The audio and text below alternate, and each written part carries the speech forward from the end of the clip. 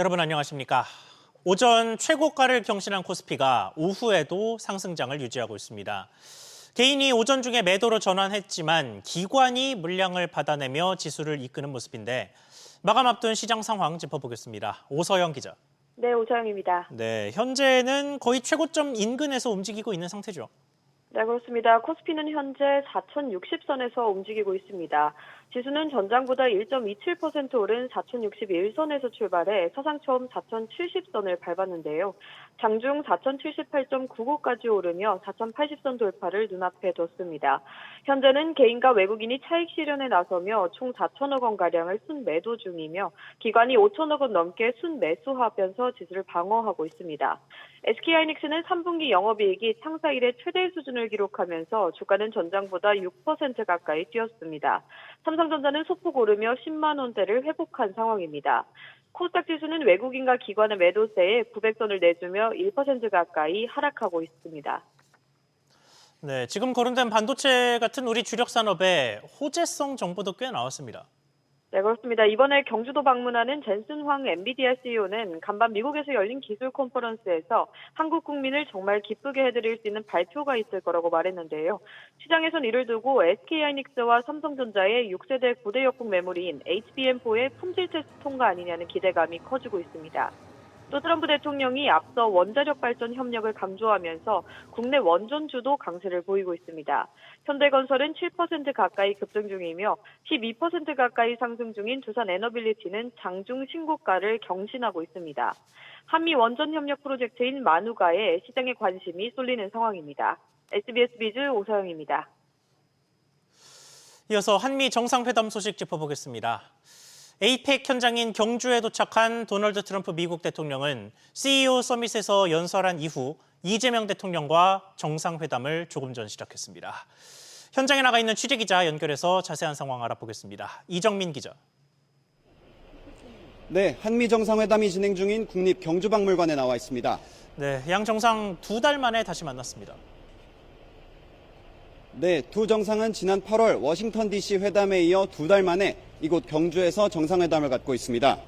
회담에 앞서 이재명 대통령은 대미 투자와 구매를 늘려 미국의 제조업 부흥을 지원하고 방위비를 증액하겠다고 밝혔습니다.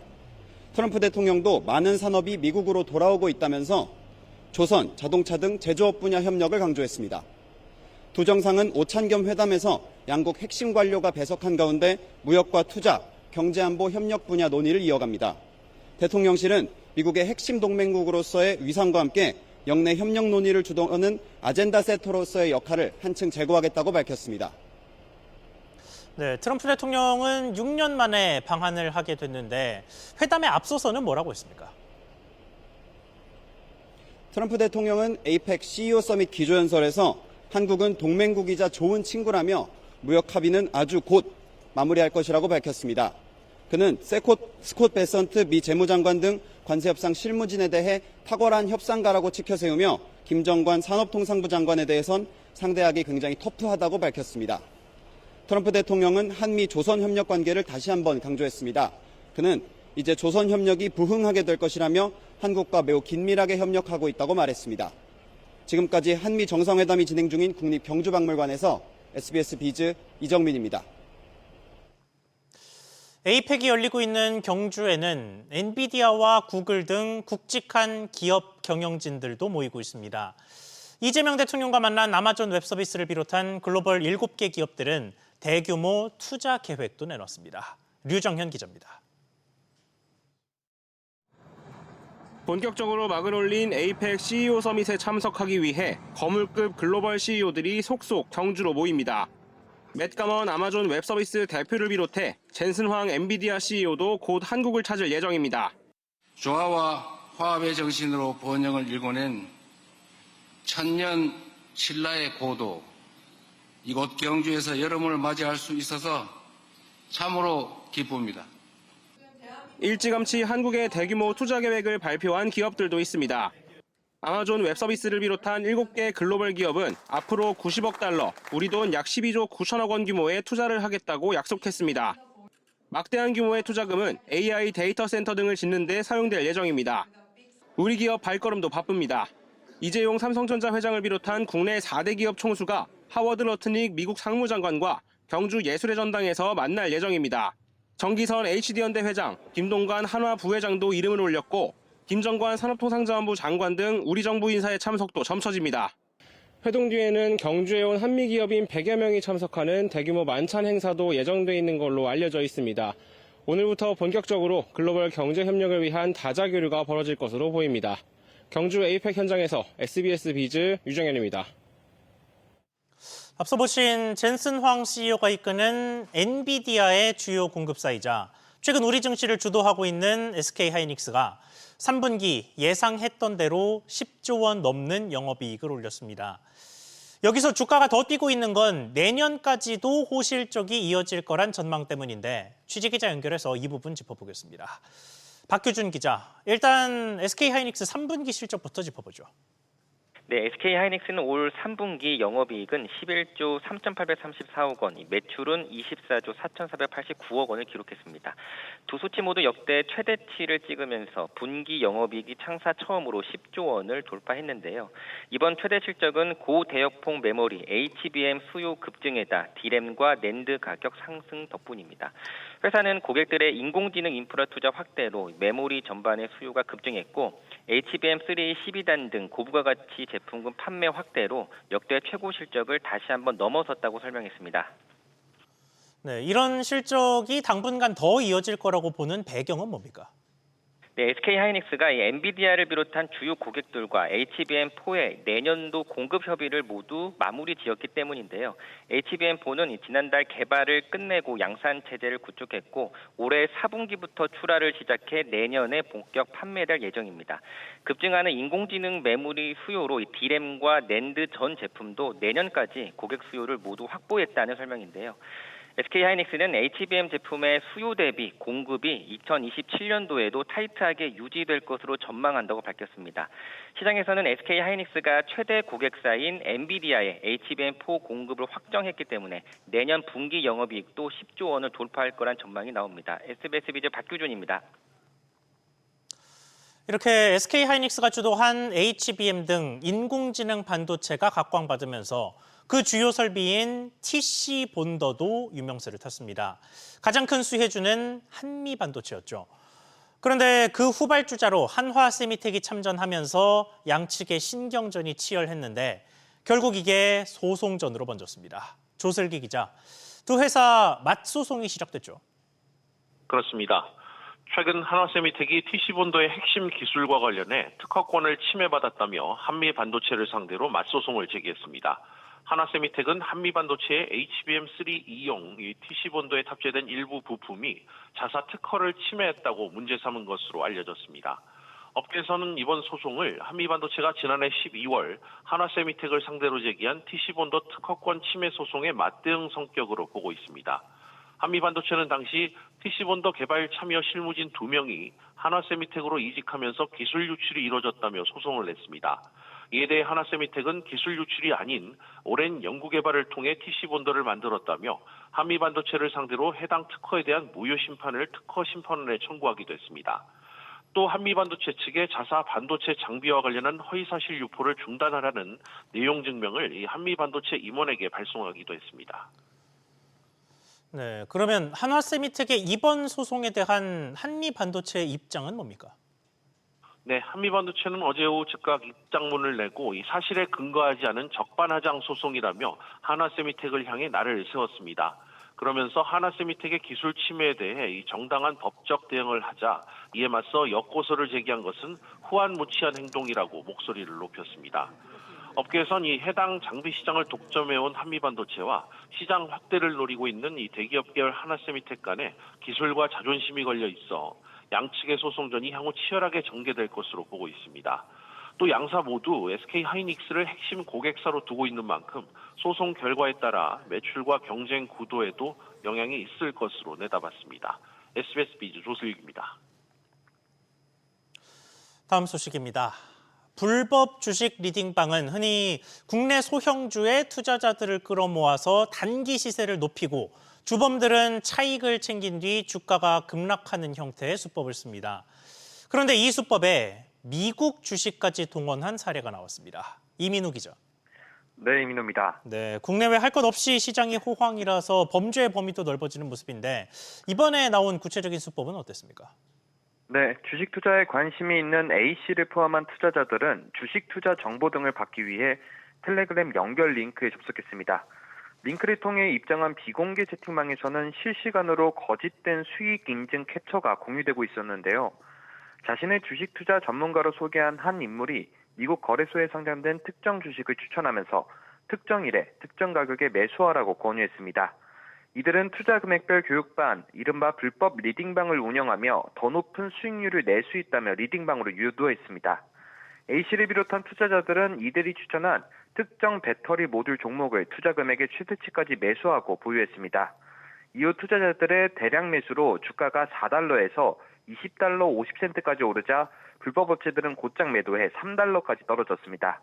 이후 불법 업체는 투자자들에게 회사와 협의해 전액 보상받기로 했다고 거짓 설명하는 한편 제3자로 위장해 피해금 회복을 위한 법정 비용을 명목으로 투자자들에게 손실액의 일부를 가로채려고 시도했습니다. 네, 관련해서 금융당국이 주의를 당부했죠. 네, 금융감독원은 소비자 경보 중 주의 단계를 발령했는데요. 특히 금융감독원은 불법업자에 대한 단속과 법적 조치가 용이하지 않고 피해를 입더라도 범죄 수익 동결, 환수 등 피해 구제가 매우 어렵다고 강조했습니다. 그러면서 투자자들에게 신중을 당부했는데요. 투자자들은 채팅방과 이메일, 문자로 해외 주식 투자를 권유하면 먼저 의심해야 합니다. 동시에 투자 조언을 하는 자가 등록되고 신고된 투자자문업자 또는 유사 투자자문업자에 해당하는지 확인해야 합니다. 또 해외 주식 투자를 고려할 때는 반드시 공시 서류, 뉴스 등을 통해 기업 실적, 사업의 실체 등을 반드시 직접 확인하는 것이 필수적입니다. SBS BG 이민호입니다. 최근 들어 특히 더 늘고 있는 또 다른 금융사기는 보험입니다. 보험 가입자를 사기 공범으로 가담시켜 다른 선량한 사람들을 피해자로 만드는 게 일반적인데 이런 사기를 알선하고 유인한 것으로 의심되는 3,700여 명이 무더기로 수사 의뢰됐습니다. 이정민 기자. 네, 이정민입니다. 네, 이번에 새롭게 수사 의뢰된 사안 정리해 주시죠.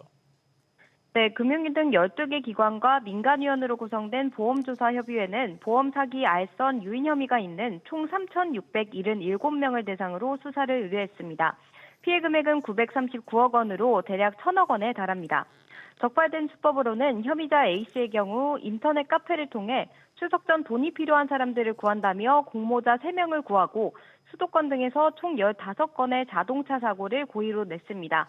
또 허위 환자 533명을 모집해 위조 진단서를 주고 보험금 청구 방법을 코칭해 21개 보험회사로부터 보험금 10억 9천만 원을 편취한 사례도 있었습니다. 네, 이 중에 특히 자동차 보험 사기 피해를 받으면, 즉 고의 사고를 당하면 보험료가 오르게 되잖아요. 여기에 환급이 진행된다면서요? 네, 금융위는 지난해 1월부터 올 6월까지 자동차 보험 사기 피해자 총 4,391명에게 할증된 보험료 21억 4천만 원을 환급했다고 밝혔습니다. 장기 미환급 할증 보험료를 관리하기 위해 손해보험사가 서민금융진흥원에 휴면보험금을 출연하는 방안도 마련됐습니다. 한편 매년 증가하고 있는 보험 사기 가담 설계사들의 시장 재진입을 막기 위해 GA와 보험회사가 보험 사기 징계 이력을 사전 확인하는 이클린 시스템을 의무화하기도 했습니다. 금융위는 보험 사기 가담 설계사의 자격을 박탈하는 내용이 담긴 특별법 개정안의 입법을 지원하기로 했다고도 밝혔습니다. SBS 비즈 이정민입니다. 가습기 살균제 사건의 주요 당사자인 애경산업과 SK케미칼이 검찰에 또 고발됐습니다. 수년간 이어진 장기 소송을 마치고도 법적 리스크를 털어내지 못한 건데 이번엔 대법원에서 확정된 제재를 이행하지 않고 버티다가 또 수사를 받게 됐습니다. 기업들이 늦장 대응한 배경까지 취재기자 연결해서 살펴보겠습니다. 최지수 기자. 네, 최지수입니다. 네, 일단 고발 대상을 보니까 양 법인 그리고 그 법인의 대표이사들이더라고요. 구체적인 배경이 뭡니까? 네, 지난 2018년 공정위는 두 기업이 가습기 살균제 주요 성분이 독성물질이라는 사실을 은폐한 점에 대해 표시광고법을 위반했다고 보고 이를 대외에 알리라는 공표명령을 부과했습니다. 그런데 두 기업 모두 공정위 조치가 부당하다며 행정소송을 제기했고 결국 대법원 상고까지 진행됐습니다. 수년이 흘러 대법원은 애경산업은 2023년에 SK케미칼은 지난해에 공정위 제대가 옳다며 공표 명령 제대를 확정했습니다. 그런데 두 기업은 대법원으로부터 제대 확정 판결을 받고도 정해진 기한인 30일 이내에 공표를 하지 않았습니다. 올해 3월에야 신문에 이 사실을 알렸는데요. 즉 애경산업은 1년 2개월이 지난 후에야, SK케미칼은 7개월 뒤에야 이행을 한 겁니다. 공정위는 수개월이 지난 뒤 이행한 건 사실상 미이행과 유사하다고 판단해 고발을 결정했고 검찰이 재수사에 들어가게 됩니다. 네, 그런데 이 공표 명령을 두 기업 모두 결국은 피할 수 없을 거라는 사실을 당연히 알았을 텐데 이 두 기업이 왜 이렇게까지 일을 지연시켰을지가 의문입니다. 네, 대법원 판단 이후에도 시정명령 이행이 늦어진 배경에 대해선 두 기업 모두 말을 아꼈습니다. 다만 두 기업 모두 공정위에는 고의 지연은 아니고 단순 누락이라고 해명한 것으로 알려졌습니다. 가습기 살균제 사건은 인명피해가 발생해 사회적으로 파장이 컸던 데다 공표를 하기 전인 지난해 12월에 업무상 과실치사 혐의에 대한 대법원 판단도 있었던 만큼 시정명령 이행이 진행 중이던 각종 소송에 미칠 악영향을 의식한 것으로 추정해 볼 수 있습니다. 애경산업과 SK케미칼은 시정명령 이행이 지연된 점은 송구스럽다며 이후 절차에 성실히 임하겠다고 밝혔습니다. SBS 비즈 최지수입니다. 다가오는 연말을 맞아 여행을 준비하고 숙소를 예약하시는 분들 많으실 텐데요. 그런데 폭설 등 기상 악화로 인해 환불을 요청해도 환불 불가 조건이 걸렸다는 이유로 환불을 거절하거나 오버부킹으로 인해 입실이 거부되는 등 온라인 숙박 플랫폼 관련 분쟁이 늘고 있는 것으로 나타났습니다. 정대한 기자. 네, 정대한입니다. 네, 최근에 관련 분쟁이 증가세를 보이고 있다고요.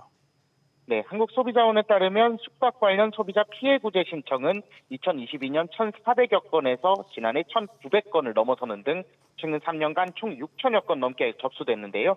이 중 숙박 플랫폼 예약 분쟁이 4천여 건에 달했는데 올해 상반기에만 808건으로 전년 동기 대비 44% 급증했습니다. 플랫폼별로 보면 글로벌 여행 플랫폼인 아고다 관련 접수 건수가 약 38%로 가장 많았고 여기어때 롤유니버스, 네이버 등의 순으로 많았습니다.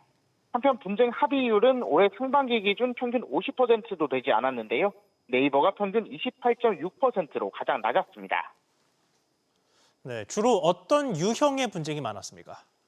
네, 우선 계약 해제로 인한 위약금 분쟁이 49%로 가장 많았는데요. 예약을 잘못해 당일 예약 취소를 요청했지만 환불 불가 상품이라는 이유로 환급을 거절하거나 취소 위약금이 과다한 경우 등이 여기에 해당합니다. 이외에 오버부킹으로 인해 입실이 불가능하거나 태풍이나 폭설 등 천재지변에도 예약 취소를 해주지 않는 경우도 많았습니다. 소비자원은 주요 숙박 플랫폼의 환불 불가 조건 표시를 강화하는 등 개선을 권고했는데요. 소비자들에게는 환불 조항을 꼼꼼하게 확인하고 환불 불가 조건인 경우 예약에 더욱 신중해야 한다고 당부했습니다. SBS 비즈 정대한입니다. 올해 들어 8월까지 출생아 수가 18년 만에 최대 증가세를 보였습니다. 국가데이터처에 따르면 올해 8월까지 누적 출생아 수는 16만 8천여 명으로 지난해 같은 기간보다 6.8% 늘어 2007년 이후 가장 높은 증가율을 기록했습니다. 8월 한 달간 출생아 수는 지난해 같은 달보다 3.8% 늘어 1년 2개월째 증가 추세를 이어갔지만 절대 수치로는 2023년과 지난해에 이어 세 번째로 낮은 수준을 보였습니다. 지난해 기업들의 경영지표가 반도체 등 수출 호조에 힘입어 반등했지만 양극화도 심화된 것으로 나타났습니다. 한국은행의 기업 경영 분석에 따르면 지난해 전체 기업의 연매출은 전년 대비 3.7% 늘었고 영업이익률은 2023년 3.5%에서 지난해 4.6%로 개선됐습니다. 다만 연간 이익이 이자 등 금융비용보다도 낮은 기업의 비중은 42.8%로 2009년 통계 작성 이후 최고치로 올라 양극화 양상을 보였습니다. 명륜당이 운영하는 프랜차이즈 명륜진사갈비가 가맹점주들과 함께 청년 후원에 나섰습니다. 명륜진사갈비는 월드비전을 통해 전국 500여 점주들과 함께 모은 후원금을 자립준비 청년들에게 전달했습니다. 따뜻한 힘을 보여준 모든 전국 점주님들과 본사 임직원들께 감사드립니다. 앞으로도 지속적으로 한마음 한뜻으로 나눔 활동에 참여하겠습니다. 이번 후원금은 청년들의 주거 안정과 취업, 교육 지원 등에 쓰일 예정이며 이외에도 명륜 징살갈비는 월드비전을 통해 매년 3억 원씩 10년 동안 모두 30억 원 규모의 기부 릴레이를 이어갈 계획입니다.